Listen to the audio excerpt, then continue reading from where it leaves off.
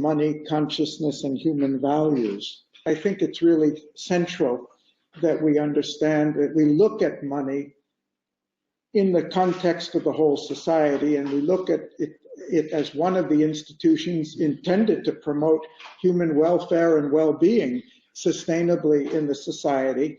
And therefore, we have to see not just money, but how all our institutions are operating. About now 10 months ago, we were approached, the Academy was approached by this group in New York, which is now called the Future Capital Initiative. As I think most of you know, and I believe we circulated the draft report of the group before the conference, before this meeting, on a report that was on consciousness and capital. And frankly, when Mila Popovich, who many of you know, called me and said, we have an opportunity to be at the United Nations in New York as at the invitation of the Office of Partnerships to talk about consciousness and capital, I said, Mila, this sounds a little unusual. If you had said that this was Boulder, Colorado or something, or Berkeley, I might have understood, but that sounds a little far out. We were invited in and became official partners of the UN, but the driving force for this were a group of people, some of you have met Lawrence Ford, and a very interesting group of people who are working on impact investing and how to change the way the financial system works. And it's interesting because Thomas and, Frank and Mila and I became members of the design group for this group. And we attended calls for about 4 or 5 months before the conference. Initial conference took place on September 12th and 13th in the UN as preparation for a major summit at the UN next September, all in partnership with the UN. And it was interesting that through 4 months of weekly calls where the word consciousness was being passed around, not once did anybody say, well, what is consciousness, or what are we really talking about? Now, obviously, every one of them thought they knew, and and when somebody asked Lawrence about that, he said, oh, well, we know exactly what we're talking about, but we never talked about it. That was interesting. So the subject has come up again today, and not that I'm particular about defining consciousness in any particular way, but I think in some sense, we do know what we're talking about without being very mystical about it. At least I'll tell you what comes to my mind when we use the word without necessarily getting into mysticism, spirituality, or any of those things I value a lot, or the sciences, but the arts and other professions and other perspectives suggest the fact that we realize that reality is an integral whole, and we can't get at the essence of it or the totality of it unless we're able to have a consciousness that embraces them all. So this is a mental perspective of consciousness, which I think is part of the issue. Another issue that came up this morning, and it comes up whenever we talk about communism and capitalism, but it comes up in democracy or anything, is the relationship between the individual and the collective. Because we have societies that culturally have been much more emphasizing the sanctity of the collective. And we have, in recent centuries anyway, societies that have much more been emphasizing the sanctity of and sacredness of the individual. I think if you look historically or anthropologically, and I'm not an anthropologist, but I think we could say that the evolution of human society has been more and more from the dominance of the collective to more and more respecting and encouraging the development of individuality. And I don't mean to pose those as alternatives or contradictions to each other, but it's natural if you want to start a society, the first thing you have to do is ensure loyalty, mutuality, because otherwise you don't have a society. You have a bunch of people working for themselves, and the moment the enemy comes, they run away to protect themselves. That there's an inherent necessity for a society to be viable, that it first of all ensures that it preserves itself, and then it can develop the individual. So it doesn't mean one is more important than the other, but there is a certain logical primacy in what you have to emphasize. And if we look at the history over thousands of years, or doesn't matter, centuries, we can see, especially in the last 500 years, more and more of an emphasis of the collective itself, recognizing the importance of the development of its individual members, and not just of its central authority. And we've done it through freedom and democracy, we've done it through education, we've done it through human rights, we've done it to the point where we say it's not just the strong and and those who can contribute the most, it's the weakest, it's the minority, it's those who need personal support and help. It's important.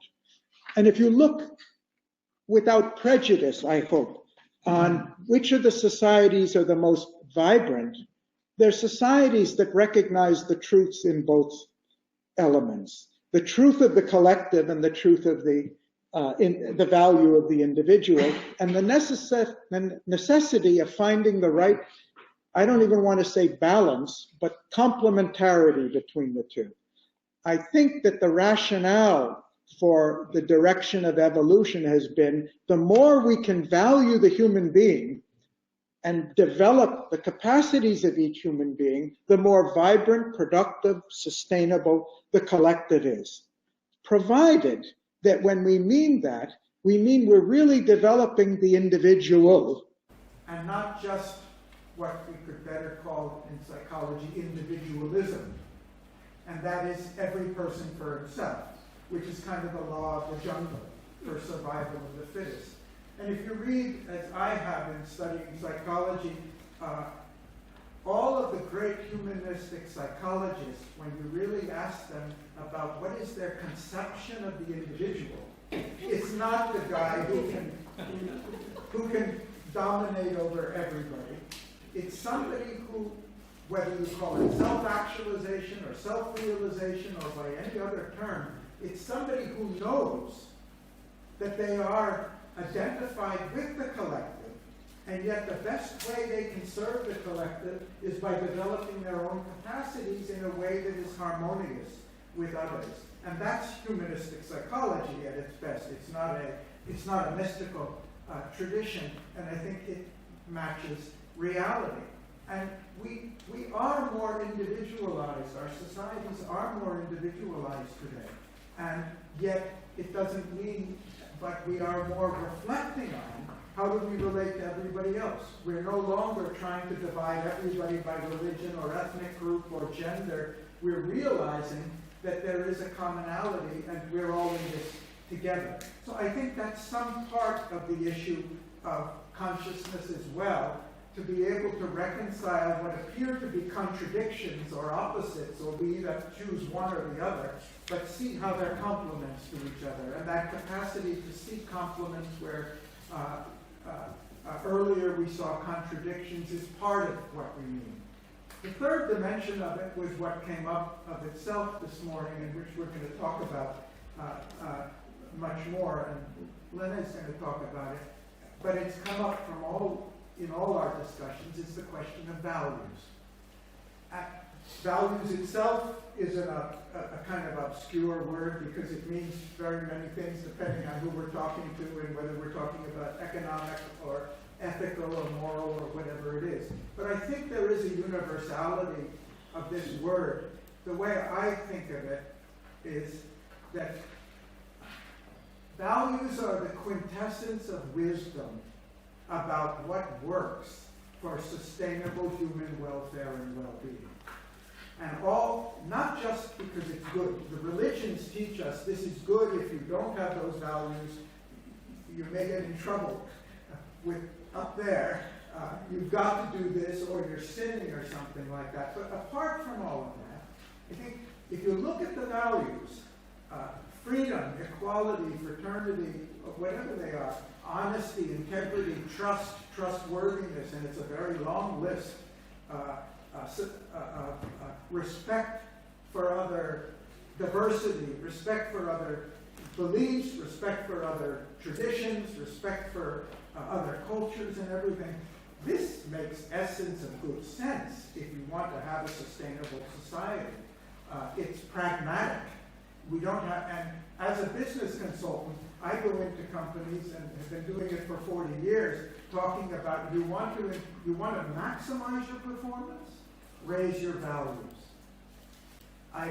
You want to maximize your performance, raise the values with which you deal with your customers, you deal with your employees, you deal with the community and with, the integrity with which you deal with suppliers and everybody else. And in my study of corporations, I found that's the best formula, and that's behind the success of companies that go for a long period of time. So I'm trying to give this a more pragmatic basis. It doesn't mean everybody follows it, but I think there's a truth behind it. So we're now talking, this session is about money, consciousness, and human values. We're really here to talk about is money. And we started this morning talking about values and social power and consciousness with regard to money. So the question is, what does it tell us about money? And what is the consciousness or values with which we're using this fantastic social invention? And let's take the simple example of language on the one hand or internet on the other. We know that language can be used for abuse. It can be used to raise people for warfare and aggression. It can be used for the opposite of harmony and constructive collaboration. And we know the internet, or the blockchain, or the Bitcoin, or the financial markets can be also. Any of these systems is neutral. It depends on the consciousness or the values with which we use it. And so my last point is, what does our economic theory today tell us about the relationship between values and money and financial systems?